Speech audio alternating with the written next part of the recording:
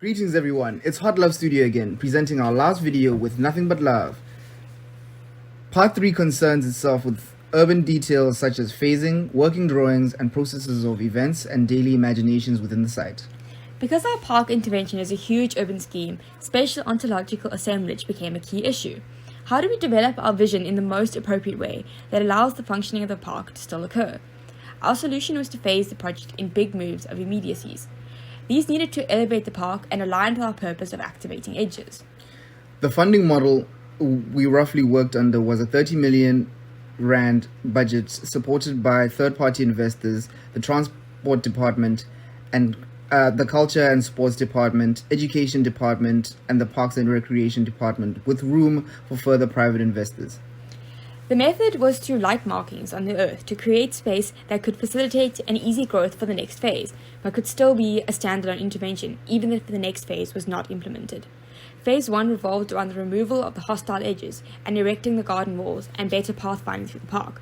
These became soothing and uniting elements around the park for a more human scale.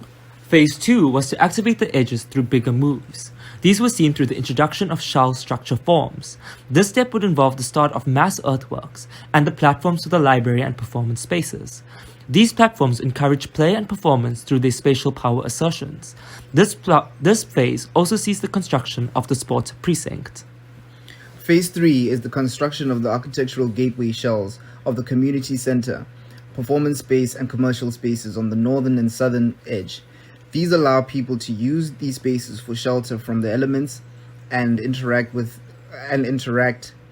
and project their imagination upon the shells. This phase also sees the construction of the library, a centering and anchoring element. Major landscaping is also completed. Phase 4 represents the last phase. It sees the completion of the sports precinct, transit hub, and park. Here, more permanent stakeholders are introduced into the northern and southern commercial spaces. The viewing deck, spray park, rideau, and running track are completed. Hard surface infrastructure and the community centre are finalised. One may ask, why the library? For statutory considerations, sure, but primarily because school kids use the park as an after-school environment to read. Thus, our library and community centre is expressed as a vital need by the community through our on-site observations, public participation, surveys, and statutory investments. It acts as an institution, garners activity, and helps create a sense of well-being and being held within the park lawns. The analysis of the library speaks to access ways to the parks as a gateway, creations of forecourts, protection against the elements, and the language of facade rhythm, and the embrace of sunlight. From our locality plan, we see Trafalgar Park as a huge body in its urban fabric, surrounded by dense residential buildings on the east and fields on the west. Our landscape plan was interrogated and designed at eye level through Lumion. This allowed us to properly test landscaping ideas at a human spatial level to ensure it was appropriate and harmonious and enabled better livability within the space. From our SDP, we see that existing buildings are the pool facilities, the park depot, the pavilion, the kiln, and the house. These are important players whom, as previously discussed, we folded into the brief to elevate the performance of the park. Stormwater is dealt with using existing drainage systems that drain the park with a slope to the southern edge. Rainwater is then collected at these sites and reclaimed to be used in the spray park after being treated by filtration systems under the viewing deck. Surface runoff within the park is graded towards the lawns to be absorbed by the earth. The community library sits as an anchorage on the site, providing an enclosure in the middle of the Searle Street edge. The building, with its warm bricks and warm metal undertones, acts as a mother's hug, protecting inhabitants from the harsh elements such as strong winds and rains. Come grab a coffee from the cafe and settle in the library's mezzanine and watch the rain hit against large modern cathedral windows in the warm, safe haven. Visitors enter the community center through the foyer and then into the library. This glass threshold connects the rideau to the public space through visual permeability. The foyer is a liminal space.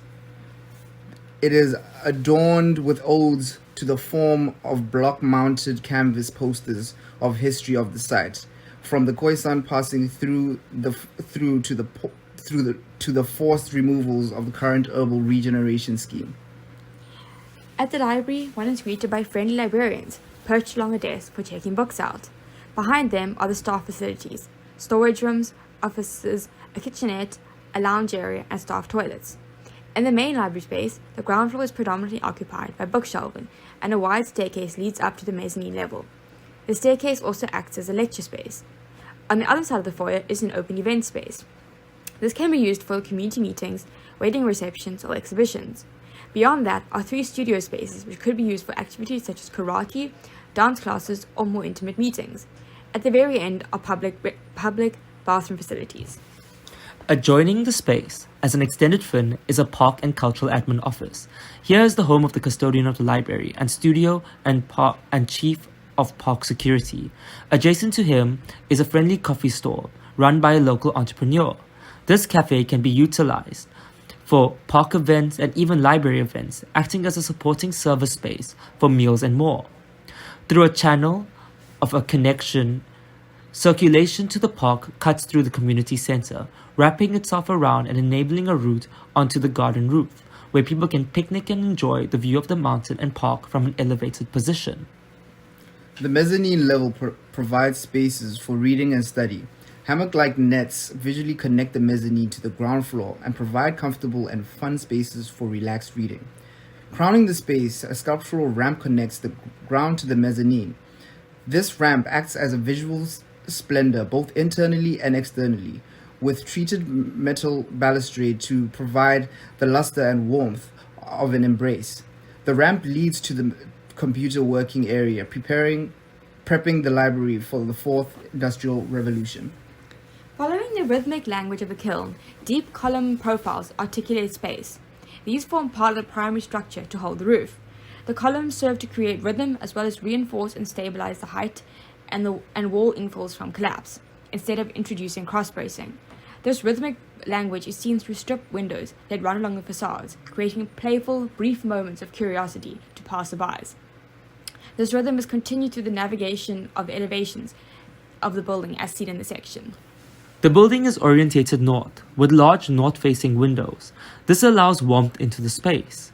The sun is played with and controlled through large roller blinds that descend across the levels, adding to a visual splendor and relief. This also allows lighting to be controlled and experimented with. Light is an important element for the human connection experience, and thus helps create permanent prescience within the minds of the users. The cross sections help illustrate how the sun's play on light dances through trusses, through the clear stores and large windows, and onto the ramps, mezzanine, and nets, creating unique lighting experiences. Heat gain is expelled through the controlled vents on the eastern and western clear stores, allowing for an efficient airflow. The copper-colored roof sheets floats above the institutional anchorage of the library. Here she sits deftly on exposed warm wooden purlins and black metal trusses. Her warmth and luster reflects and disperses light from the sun down to the mezzanine and library below from the double-glazed windows. Her weight is hoisted by black I-beams and trusses they carry down to deep fin-like columns. These columns articulate the space within the library, with repeated brick coursework carrying the song of the community. On these thickened columns, services such as electrical ducts and wires sit. Timber bookshelves and friendly furniture sit under the mezzanine, which is a concrete level carried by bold I-beams. Both columns touch and hold hands with the concrete polished floor below that reflects the warmth of light and love back into the space. The plinth hoists the structure up, acting as a clear articulation and a threshold between enclosure and the environment below and around it. The substructure consists of traditional retaining wall foundations and agricultural pipes that drain water to be reclaimed by the spray park. Over the supporting facilities, the foyer, studio spaces, cafe, and admin, sits verdant green garden roofs. These act as good thermal insulators due to the north sun not being reached.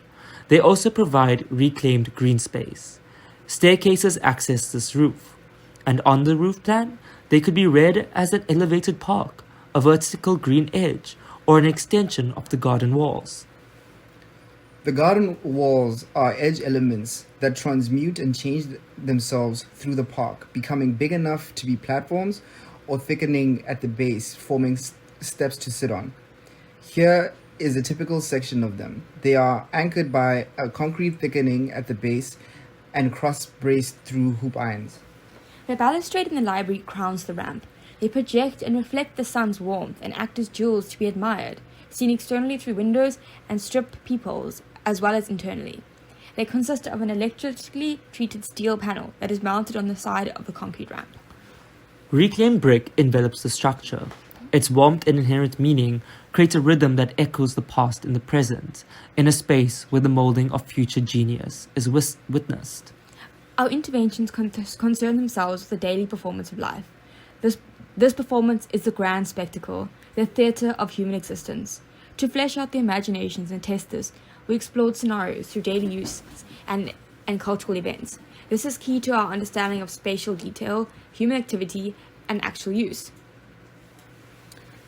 Everyday use and landscaping is explored through 3D modeling through Lumion. Here we could mold the landscape at an appropriate scale. We shall now narrate a short clip exhibiting the spatiality of the park and the library's daily use.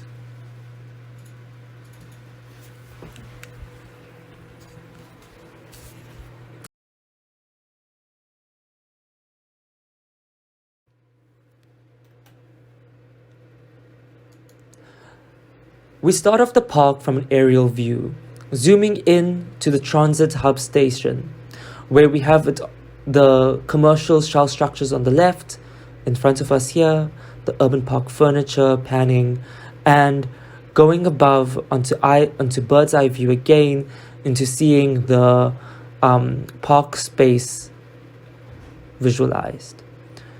Zooming past the performance space and library, we come into clear view of the Rideau Intervention and Spray Park, as well as skate parks and viewing deck.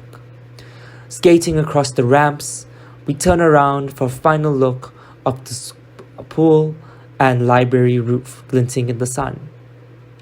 People playing in the park and on top of the north field, friendly games of soccer, as well as the Green Pop headquarters. We zoom through the park, witnessing the garden walls grow out of the ground, becoming fence for the basketball courts. Climbing onto the viewing deck, we have one final look at Trafalgar Park from this elevated angle.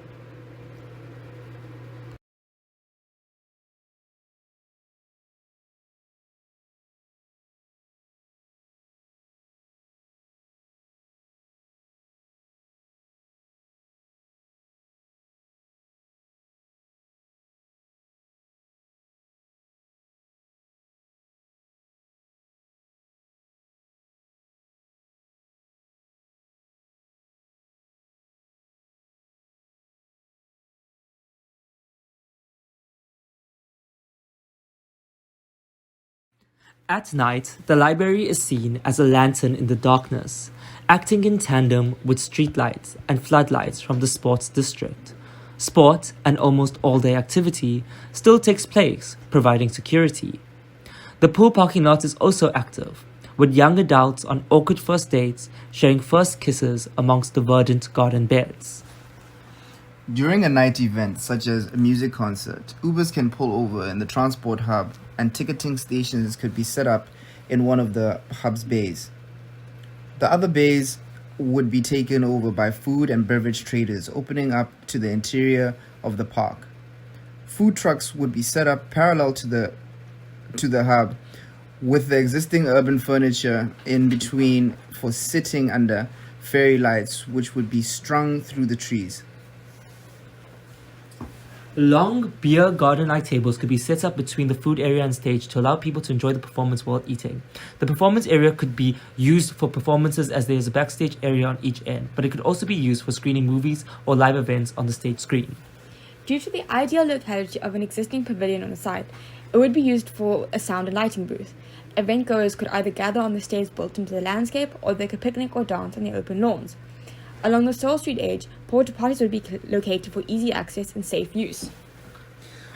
A backstage service area could be set up on the basketball courts, where a medic's tent could be located, as well as parking for events vehicles such as hair and makeup trailers. A tent could also be set up there for staff catering. This, along with the entrance behind the library, would be closed to the public to ensure only paying guests can access the event. Additional parking would be available on the existing soccer field. An arts and culture event occurring during the day would be relatively similar.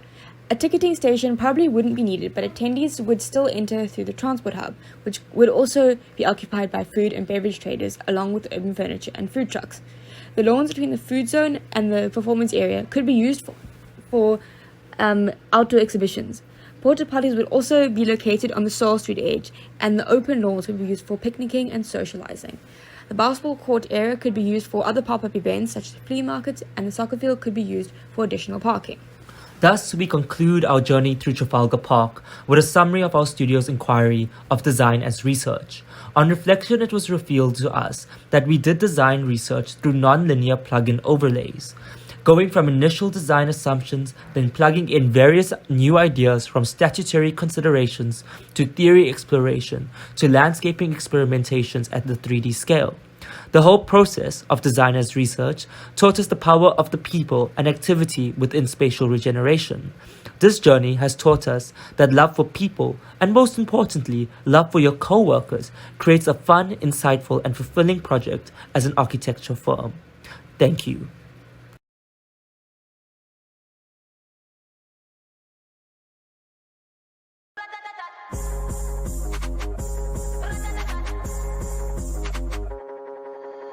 They call me Megatron, just did a telethon. He got my jealous on, and I get my jealous on. I fuck him like I miss him. He just came out of prison. Bitches be talking shit, but they ain't got a pot to fix him. My name is Nikki M. I'm in a sticky Benz. That means candy apple red. I'm Barbie.